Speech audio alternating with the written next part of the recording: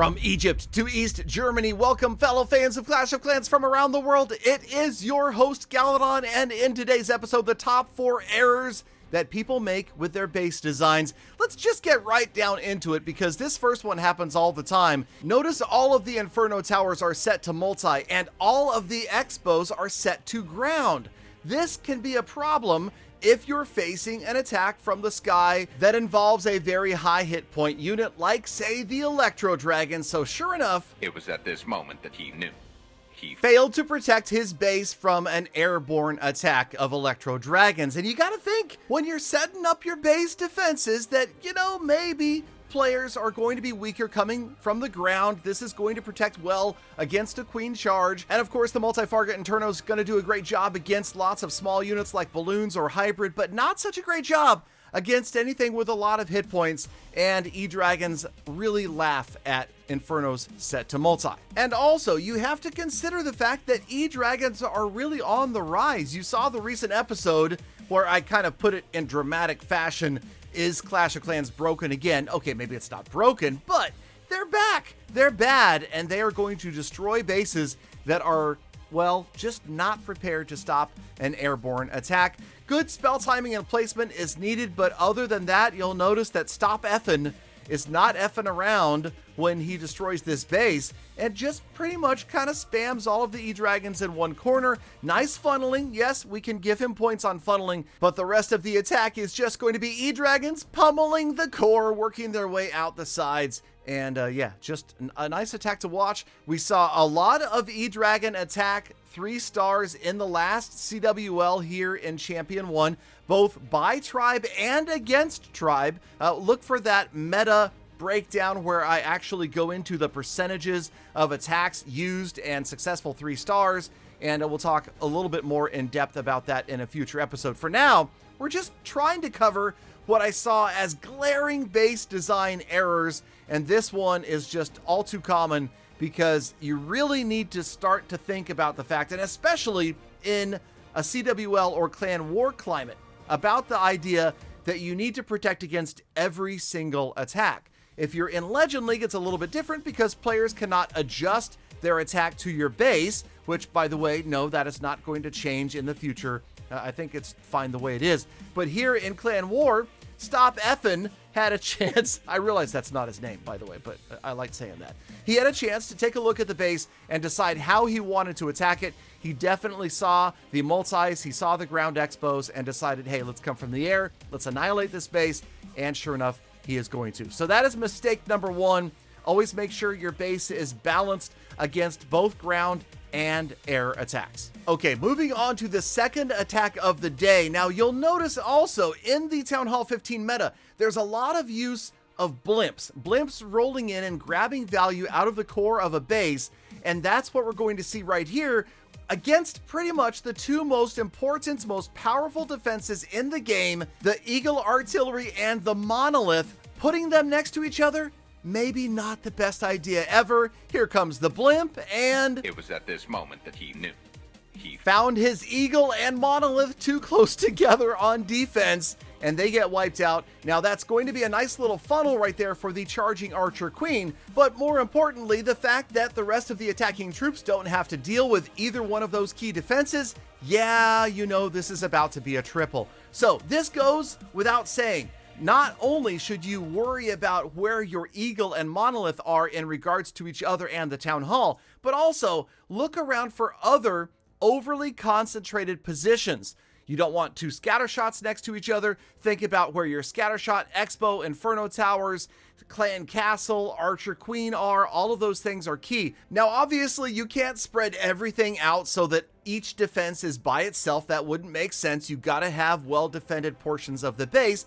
But remember that blimps are a thing, and whether there are super wizards, super archers, maybe even just yetis or even sneaky goblins inside, they're going to get some damage done, and you need to at least kind of give this a consideration when you're setting up the defense of a base. Now, of course, again, this is not a gimme attack by any means. Kronos is doing a great job right here. His queen charge rolls all the way in, then his Lalo portion. Yes, we are still seeing quite a bit of queen charge and Sui Hero Lalo being successful wiping out the Town Hall. The Warden ability lasting just long enough so that the Town Hall goes down and most of the balloons, well, okay, maybe not everybody got out of the way of the poison, but, you know, it's going to be a 3-star. That doesn't matter. We're talking about the base design. That doesn't matter either. Let's just focus on that.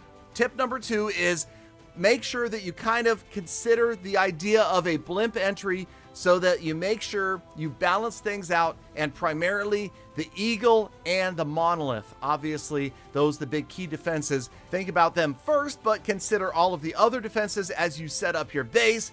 And remember, going too spread out is just as bad as going too concentrated. We're not going to get into, like, 300 IQ base designs right now. Just kind of remember that one. Tip number 2. Think about where those things are in relation to one another as we move on to attack number 3. And what is the second easiest thing to avoid? Attack number 4 will be the easiest tip, but this one is relatively easy, and that is when you lay out a base that's lopsided. Think about where the X-bows, the scatter shots are, and realize that sometimes having a base that's a little bit balanced, meaning symmetrical, works out to defend. Right here, yes, both scatter shots off to the left. There's nothing over here on the right-hand side to stop this flame flinger, and It was at this moment that he knew. He failed to protect one side of the base and allowed an easy entry right here from that player's who's, I actually can't pronounce that player on Tribe's name, but Fetafam.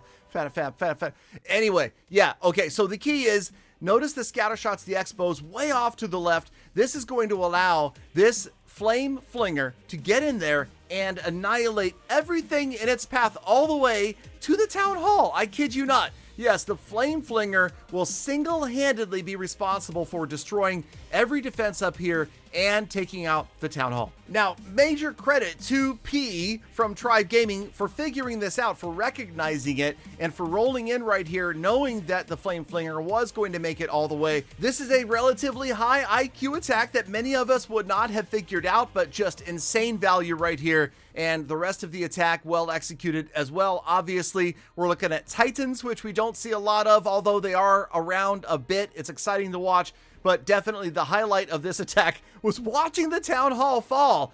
And literally watch as we zoom in here towards the end of the life of the flame flinger. We're down to about a minute left in this attack, and it's up there on the top right, just annihilating stuff. The builders are panicked. They're standing in the fire. They're getting melted. That's got to be an extremely painful experience right there. To be a builder trying to rebuild a damaged dark elixir storage while that is happening. Just complete fire and brimstone. Check it out. These spell towers go off. Nobody around to worry about that much either. And now you can see the final seconds of the flame flinger's life are about to expire, and so is the Town Hall. The Titan's doing a great job. Here we go. Look at this right here.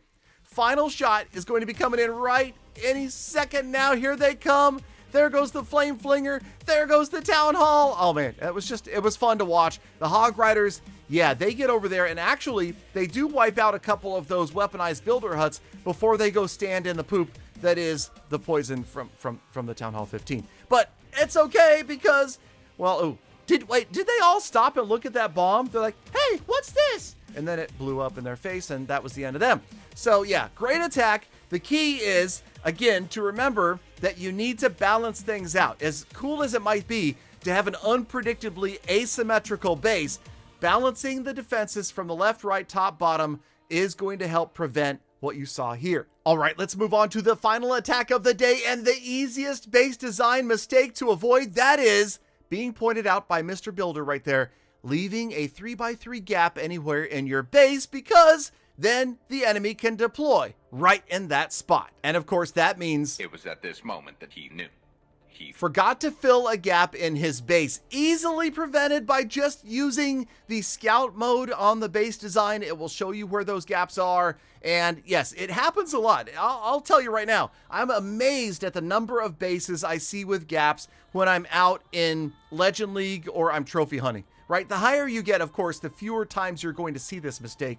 But Nylanth from Tribe Gaming took advantage of it, used the blimp, dropped it right in the middle, got insane value, and of course, funneling done for the Archer Queen, who is now, she's not even charging. That's a Sui Archer Queen. She's got no heals other than that from the Unicorn. But this defender made his job way too easy by leaving that gap. Now, of course, there was back in the day, sometimes a purpose to leaving a gap. You could troll an attacker to thinking they could drop troops there, but nowadays with the invis spell, with super troops, there's just it's not a good strategy, especially in a clan war or in an upper level CWL.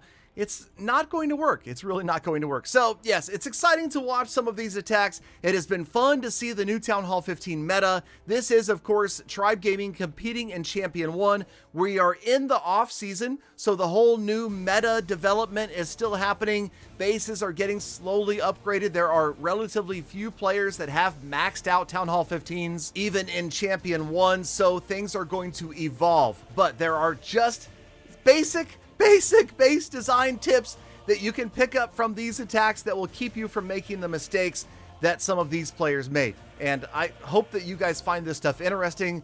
I wanted to find a way to include some more of Tribe Gaming's recent triples. I can't show you any of Tribe Gaming's defensive bases, and I know a lot of people have been asking for Town Hall 15 layouts, but heck, I need Town Hall 15 layouts. In fact, I'll ask you. You guys are resourceful. Let me know. I need a good Legend League layout and a good Clan War League layout for my maxed out Town Hall 15.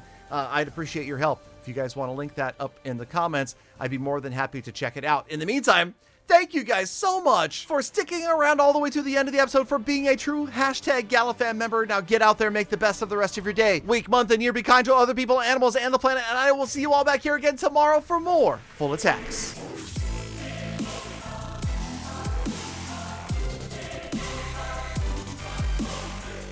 Galadon, I see a major base flaw in all of these bases. There's no gym books. What's their problem?